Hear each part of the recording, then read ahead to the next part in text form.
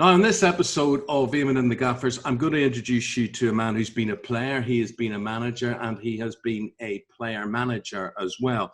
On the pitch, you wouldn't want to get on the wrong side of him.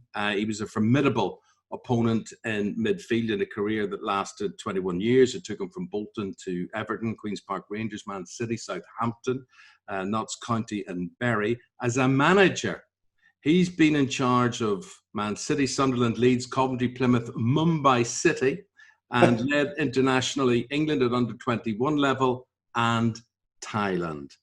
He is Peter Reid. Peter, very good to see you. Good research, Eamonn. Good research, pal. Thank you, my friend. Thank you. And you know, funny, and now you're at Wigan, and you were there, part of the technical team at Wigan. And what timing to be talking to you at. Instead of talking to you about your job, we're probably going to be talking to you about whether you're going to have a job now with Wigan in administration. What went wrong there? To be perfectly honest, I don't know. I mean, it was took over not so long ago by a concern over in Hong Kong, and then just a month ago, another owner took over. So in a month, it's gone from difficult times, obviously, because of the pandemic, to sort of free fall and a complete shock yesterday after beating Stoke City at home 3-0. The next day, got a phone call, the club going into administration. So there was no real warning or alarm bells ringing. So it's come as a complete shock. And obviously the human cost where people could lose their jobs. And part of it as well, Peter, is people just assume clubs like Wigan are in English hands. I mean, you know, everybody had heard of Dave Whelan, previous owner, yes, and whatever. And now in this day and age, you know, whether it is a biscuit factory or a motorbike factory or whatever, they will have international owners. And was there a sense, there is a sense even of who did own you, being there at Wigan?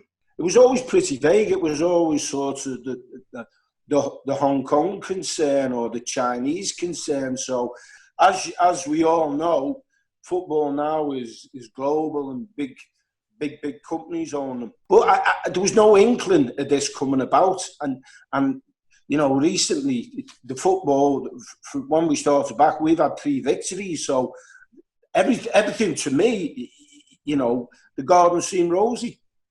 Well, now going into administration means a 12-point automatic deduction. Yeah. You guys are, you were fighting relegation. You're sitting there mid-table. That 12-point reduction would definitely put you in the relegation zone. It might put you back to League One. Just looking at the pandemic in general and what it is costing clubs and how clubs bounce back, you know, as a lower league club, do you think the Premier League have any obligation or should have any obligation over smaller clubs like yourselves? I think for the network of football, I mean, I think the Premier League clubs should have an obligation to grassroots football. I think it should go that sweeping, and certainly Bolton Wanderers, another of my clubs, Bury, sort of lost. I think there should have been more help. Listen, I understand the businesses, and you sort of fall or stand by your own business, but surely there should be some. You know, we know the Premier League is awash with money. Let's say, you know, the TV rights are amazing. So I think there should be a trickle down effect. And all the way to grassroots football. I've enjoyed football being back, but it's nothing without the fans, and it's nothing without the grassroots, in my opinion. So there should be some recourse or some financial structure to go right down through football, in my opinion. I'm just wondering about you as a player, and I'm looking here at your goal stats. I mean, obviously you're a really tough, competitive, inventive midfielder. But when you were at Bolton, you scored pretty regularly, and then Everton less so, and then like practically non-existent. Yeah. So what was the difference in the way you were a player? What was happening? Good question. When I was, you won't believe this. I was an attacking midfield player at Bolton. And then I had a series of injuries, a broken kneecap. And then, but what I did a ligament. I'd done my cruciate and my medial ligaments against Everton New Year's Day on a snow-bound pitch. The game got abandoned, and the specialist told me I might never play again, or advised me. I was out 1 year, and I was so fortunate that a physio come in called Jim Hedridge. He saved my career. He was ahead of his time in sort of sports rehab. And he said to me, listen, he said, do you want to play football again? I said, yeah. He said, you've got to have the best quadriceps in the game. You've got to get your quadricep muscles that strong to compensate for your knee. And I did. Every time I went on the pitch, and I'm not crying, I was not 100% fit, but I adapted my game to get through and to have a decent career. You know, I managed to play for England from at 29 years of age and play in a World Cup, and I managed to over 500 games, you know, in me professional career. So plenty of anti-inflammatories, which burned the lining off my stomach, and then I had to take them through suppositories. I don't want to go on about that before games. But, you know, there's a lot of players out there, especially in my day when the game was physical, who played games when they weren't 100% fit. But when you're competing against Souness's, Whiteside, Robson's, McMahon's, it's pretty tough out there. You've got to be able to handle football. You mentioned the World Cup. 86, competing against Maradona. That was the hand of God game. Then there was like maybe one of the greatest World Cup goals ever scored. And did you watch him? What do you remember of him going past you and a number of other people on his way to the back of the net? He turned me and Peter Beardsley on the halfway line, and then I've got to say, he went at pace past Terry Butcher. Terry Fenwick had been booked. I always thought Terry might have blocked him, but he went past him. He got into the box and turned on his right foot. Terry Butcher tried to get back at him. So did Gary Stevens. Schultz went down like a bag of coal, and he stuck it in the bottom corner. So absolutely nothing to do with me, Eamonn. You pointed the finger in enough directions there. It was. I know he's had complications with his life, Mr. Maradona, but he was certainly an exceptional footballer, a fantastic footballer, and he had a lot of pressures in his life. I mean, obviously we know the first one was a cheat. I mean, we know that, which you're disappointing, but as a footballer, he was a talent, a lad. And you're aware when you are like George Best, when you are in the presence of greatness. Yeah. And I think they do. I remember George Best. I remember the ball, someone flighting the ball, and I thought, I'm going to have him on his touch. And his touch, he took a past me with his touch, and it looked so simple, but it was genius. Maradona had that. I mean, Cruyff had it. Oh, Messi's got it. Ronaldo's got it. They make difficult things look simple. Sometimes you get the luck. Sometimes you make the signing. Sometimes you've got one player, maybe one player, that makes all the difference. And I'm thinking of you at Sunderland. And if we go back 20 years or so ago, there's a lad called Kevin Phillips who's knocking 30 goals into the back of the net for you. How often does a Kevin Phillips come along, or what difference does that make when you know this is the difference between success and failure? Well, when I signed Kevin, I didn't know. What I did know is that he had a lad with him, big, lanky, 6'5" lad from Ireland, who worked in a great partnership. So, you know, that's him, you got him. Yeah. I mean, Quinny, I played with and managed at Manchester City. Soon as I could get him, I thought, I've got to get this guy. Allied with Adonai and Kevin Phillips, I thought, what a partnership. And they were besides being really good footballers, great guys, Quinny and Kevin, in the dressing room. So it always helps when you've got a good dressing room. You show me a successful side, I'll show you a good dressing room where, you know, they look after, they sort of manage the club. I mean, it was easy managing them because they managed the dressing room for me. It was when I played for Howard Kendall. The dressing room was great, you know, Andy Gray, Sharpies, people like this. It's great. You enjoy every minute of your training. And I try to get that into my management ethos as well. Who would have been your best signing when you look back over your years? Is there anybody that stands out as making the difference? Yeah, I think you got it in one. I think Phillips. Listen, it's either. I've always said Neville Southall was one of the greatest because it's either saving one at one end, saving you the game through great saves and having, you know, being a great goalie. Teams don't win anything unless they haven't got a great goalkeeper.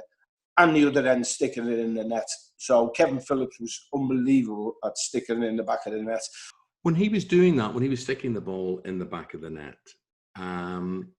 you had a go at being the England under-21 manager for a while. We're going back at 1999. I'm simply looking at you and looking at your job and what you were doing at Sunderland and thinking, how did you fit all of that in? Why did you do that, and was it a good idea? Well, Howard Wilkinson asked me to go along and do it. I think it was a few managers. I'd played for the under-21s. I played for England. I knew about championship football in terms of international. So it was just another string to the bow, but I couldn't do it permanently, the two. It was only for a short space of time. It was sort of helping out. I thoroughly enjoyed it, but I didn't manage it for a long time. I went in and did it for a couple of games because that's all I could do, you know, because of the intensity of being a Premier League manager. At the start of the 90s, you had 3 years at Man City, right? As a player, not only as a player, but as a player manager. And you managed to finish in what was the top league in 5th place twice. Now, when you look at that, that is surely unthinkable nowadays. Mm-hmm. Well, I think the first year, Sir Alex was at Manchester United, and I think they finished 7th. I think they might have won the FA Cup. But I was the only manager till the big money come in to finish above Manchester United, which was brilliant. But that was a good achievement. I'm patting myself on the back here now, aren't I? But it was fifth at that time. It was brilliant because obviously Alex had just got there, and Alex was having a right struggle, you know, at the time, and there was people wanting Alex out the way, and to be fair to Manchester United, they stuck with him, and we all know the history of the man. But it was brilliant. I've always found him as well a gentleman. I mean, a fierce competitor. But it was great up against him for a young manager like me. That was magnificent, you know, his experience. But a story. I took a team to Old Trafford. We got beat 5-0. Remember when Cantona got the chip? Yes, beautiful. That game. Well, and we were hopeless. But I just went into the press conference and I stood at the back and Sir Alex, Alex at the time was doing his, and he said to the press, "We'd have beaten anybody today. That was the best performance we've had in years. We'd have beat Real Madrid." And I know he was trying to protect me. He was all positive about Manchester United, all the headlines. And I thought, in the back, wow, that's brilliant, that. I knew he was looking after me. And I got up and I just said, hey, listen, Manchester United were brilliant. But as a Sunderland manager, I know we were hopeless on the day. But it was all Manchester United being great. And Alex set that tone, and I thought, brilliant, looking after another manager. You know, he's been in them situations. So, you know, as fierce and competitive as football is, sometimes managers and we're all the same on the sideline, and it's brutal, as you know. If you get beat on 3 on a trot, you could lose your job. So I always think, you know, even though it is fierce, competitive and rivalry, managers have got a huge respect for each other and try in a lot of circumstances to look after each other. And who, Peter, for all the teams that you have played for and you've had influences from different managers, who rubbed off on you? I mean, obviously Howard Kendall. Ian Greaves, an ex-Manchester United player, played in the 58 Cup final, was the manager of Bolton Wanderers. So when you, in your formative years, you know, you give me day, 18, 17, them managers, and he always liked his team to play. So Ian was a big influence. And then Howard Kendall was without doubt ahead of his time in terms of football training, you know, where we used to run miles in pre-season, this and that. His was always structured, little bit of sports science. You know, I had good stamina. Kevin Radcliffe had pace, but not great stamina. So he tailored individual training to the teams, and that was way ahead of his time. Tactically really good as well. You know, we all know there's 4-3-3, 4-4-1-1. He used to set us up in different formations, really good as well. So Howard, and to be fair to him, very, very good man manager. Great man manager. An example I'll give you, we got beaten in the cup final by Liverpool. We were coming home, and we were going through 2 buses in the city. Me being a miserable so-and-so and a bad loser, said to Howard, I'm not going on the bus. So he said, well, ain't a problem, 2 weeks' wages. So I said, there you go, 2 weeks' wages. And I went in a pub, the Red Lion in Bolton, and got on the Guinness. Just before the pre-season, the beginning of the following season, he called me into the office and he went, you, what are you like? He said, to be fair, Dee, he said, I wouldn't have got on the bus, but I'm the manager. And he gave me the 2 weeks' money back. And he went, yeah. He said, don't tell anybody. So I haven't told anybody, but you've just got it out of me now. And listen, that's brilliant management. That's great man management.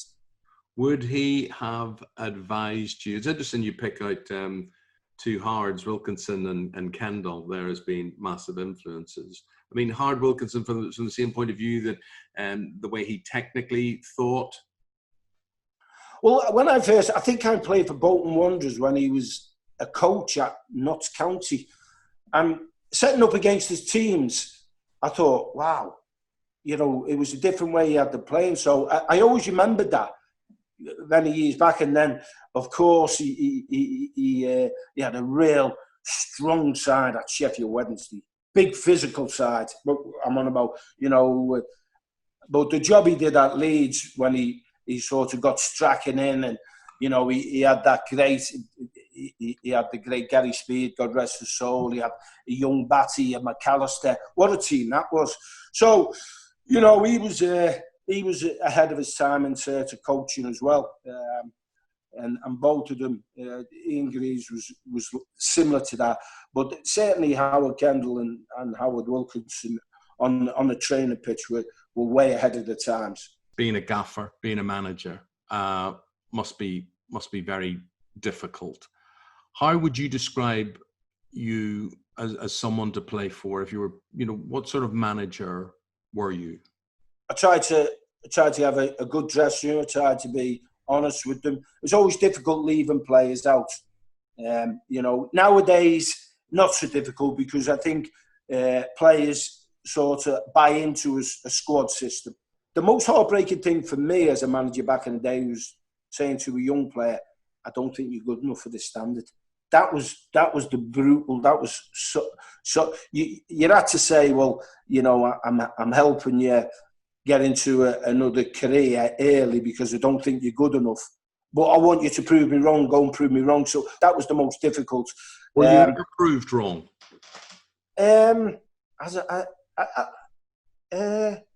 Your judgment was usually right, is what you're saying. Yeah. I think I think, you know, even buying and selling players, you have judgments. I mean, Colin Hendry I sold at Manchester City because we didn't have the money. I mean, I wanted to sell somebody else, but to get the player in, I sold Colin, who went on to brilliant things at Blackburn Rovers, you know, in Scotland. So was that a mistake? Yes.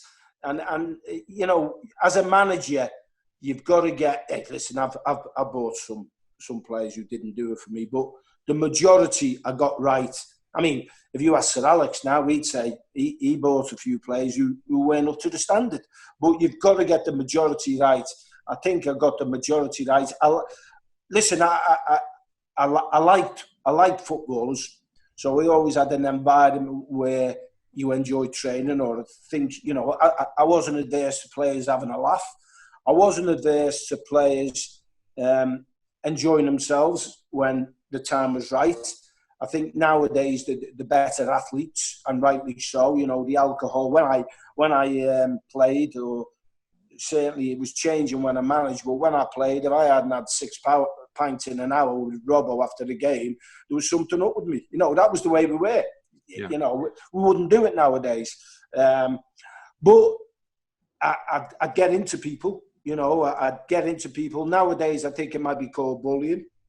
You know, but back in the day, you give a rollicking, and certain players. I mean, I remember a young Michael Bridges and a young Craig Russell at Sunderland giving them it, but they were playing against Bold and Adams, and I thought they were in order, them two. So I said, you know, I let them have it.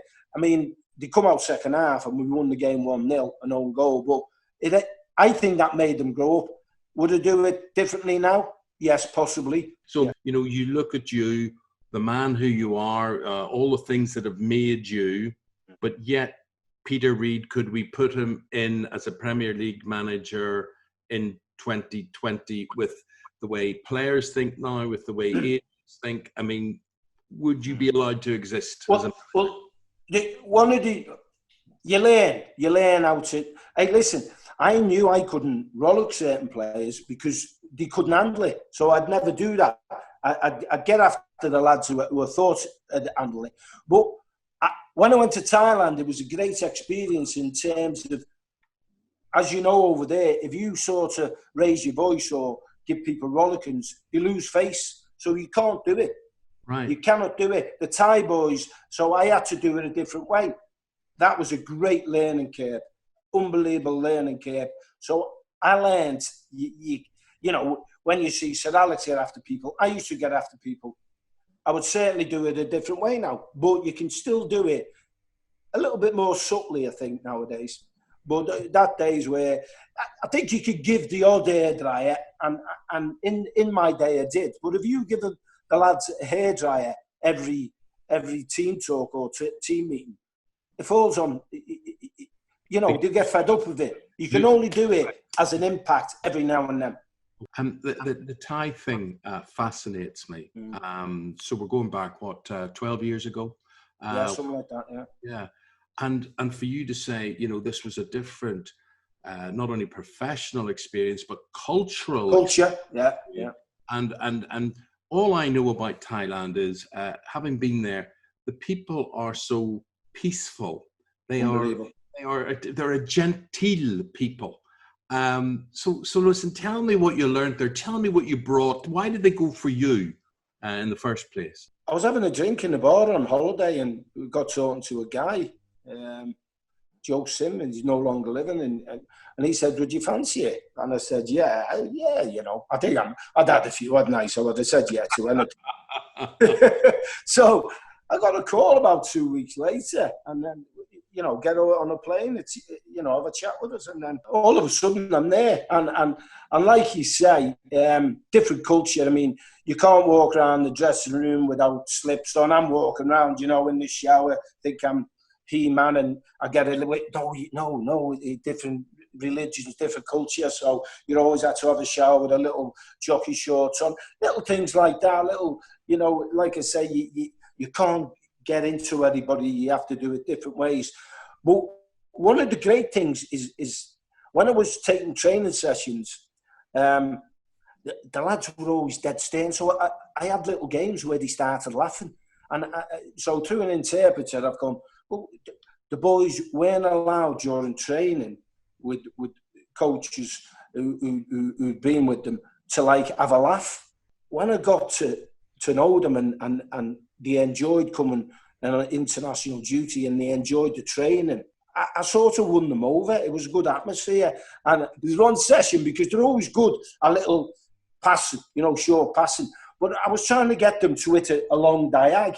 And I'm saying, get it out your feet, a couple of passes, have a look on the back stick. So anyhow, I'm doing this session and they're knocking these balls and they're going out the ground. And I'm thinking, what? I said, stop. Anyhow, I've got a ball and I've clipped this cross in. The centre forward's running, nodded it in the net. And I've gone, there you go, lads. And they all started laughing. So the interpreter, when I was saying, put it on the back stick, they were hitting it to the corner flag. Right. So it got lost in translation. So, Eamonn, I can't describe how much he enjoyed it. Looking at the Premier League, who do you look at as a gaffer and say, wow, top drawer? Hey, listen, to Guardiola, Klopp, unbelievable. Sean Dyche in a different way. What a job he's done at Burnley. Eddie Howe, they're struggling in the bottom. But, you've got to have a look at... I mean, if you're the Bournemouth manager, the Burnley manager, you're not going to win the European Champions Trophy. You're not going to win the Premier League. We know that. And the Klopps, who's done an unbelievable job. Guardiola's brilliant job. But I'll tell you what, you look at them two guys. I mentioned Eddie and Sean, and in their respect, fantastic job. So I can see the bigger picture, Eamonn. You know what I mean? It's not all about winning that trophy that we all want to win. Sometimes winning a trophy for Burnley is getting them halfway up the table. Winning a trophy at Bournemouth is staying in the Premier League. And you look at what's going on at Wolves, and you look at what's going on. Oh, unbelievable! Yeah. He's done a great job as well. I mean, Leicester have had a couple of bad results. Brendan's doing a job there, so it's tough, that management, but it's expectations. If you're ahead of the expectations, you're doing a good job. Is it something you would encourage a player? This is the final question to you. Would you encourage a player to go into? You've had your years playing, and I think most players would say nothing really tops that. If you can play, keep on playing. But if they were thinking about a career in coaching or management, what would you ask them to think about? What words of advice would you give? I would say, careful about your family, because you're never at home. It's very, very time consuming. I think that's the big one. But you get great satisfaction. I mean, it's a nightmare when you get beat. Oh, dear me. Oh, it is. It's that extreme. You're either there or down there. Worse than being beaten as a player? Yeah. Well, I was a miserable sod anyhow when I got beat. But yeah, because the whole club's on your shoulder. Like I said before, from the laundry woman, to the tea man, to the kit man, it's all that, you've got to. So, it is. But how can I'll tell you what, I've been to the 3 Wigan games since the lockdown. And even though I miss the fans greatly, it's great watching live football. And football's been in me blood. And I think players who will come to the end of the careers, it's in the blood. I mean, you look at the the Lampards, the Gerrards, who could retire, couldn't he? But the love of the game and the competitiveness and loving football. If you love football, keep at it, even though there's highs and lows. Well, you're the nicest, most upbeat, miserable sod. Really appreciate it, Peter. Thank you very much indeed. Stay safe, stay well. And will you ever come back into this management, Lark? Yeah, I'd do it. Yeah, I'd do it. Yeah, no problem. Yeah, it's in your blood, isn't it? I'm only a young lad. 64 last week I was. Good lad. Hey, and I had some shandies. Don't worry about that. Don't worry. Keep well. Keep enjoying life. Peter Reid. Cheers, Eamonn. Ta-ra, lads. Bye-bye. I'm Eamonn Holmes, and that was Eamonn and The Gaffers with Peter Reid. You can watch it on YouTube, or you can listen to it from wherever you get your podcasts. Back next time. Thank you.